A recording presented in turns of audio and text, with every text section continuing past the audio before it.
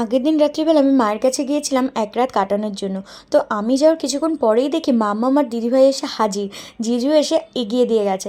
এবার আমি বললাম তোরা হঠাৎ এই সময়, বললো তোকে সারপ্রাইজ দিলাম বলিনি, আমরাও থাকতে এসেছি। তো আমি তো পুরো অবাক হয়ে গেছি, যাক মামামের সাথে একটা রাত কাটানো যাবে। তো পরদিন সকালে দেখো ঘুম থেকে উঠে মামামের সাথে আমি খেলতে শুরু করে দিয়েছিলাম। আর একটা কথা কি জানো, দিদি আর আমি যদি একসাথে বাপের বাড়িতে আসি না, তাহলে দিদি কাজ করে সংসারের, আর আমি কিন্তু এদিকে ওর মেয়েকে সামলাই। ওর মেয়ে প্রচণ্ড দুষ্টু। তো দেখো দিদি ওদিকে মাংস রান্না করছিল, আর আমরা দুজন এখানে বসে কষানো মাংস খাচ্ছিলাম, আর এদিকে আমি গল্পও করছিলাম। মামকে দেখো, আমি তো ওদিকে গল্প করছিলাম আর আমি খুঁটে খুঁটে ওকে মাংস দিচ্ছিলাম, আর ও বারবার বলছে দাও দাও।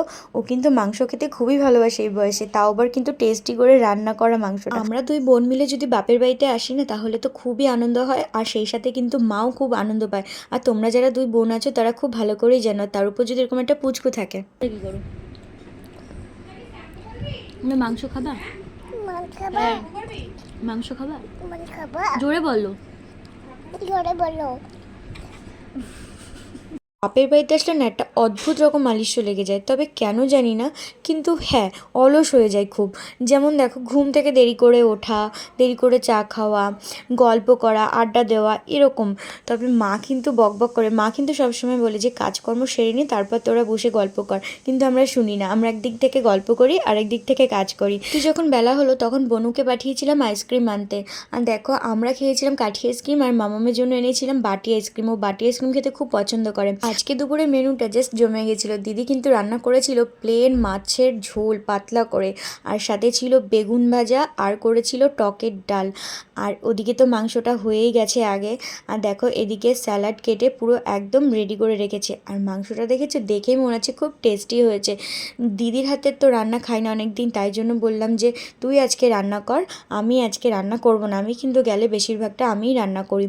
তো যাই হোক দুপুরবেলা দেখো খেয়ে দিয়ে আমরা রেস্ট নিয়ে তারপর বেরিয়ে পড়েছিলাম। কোথায় যাচ্ছি জানো, আমি যাচ্ছি বাড়িতে, আর দিদি আর বনু যাচ্ছে একটু বাজারে কিছু কেনাকাটা করার জন্য। তো ওরা বললো চল তোকে একেবারে আগিয়ে দিই।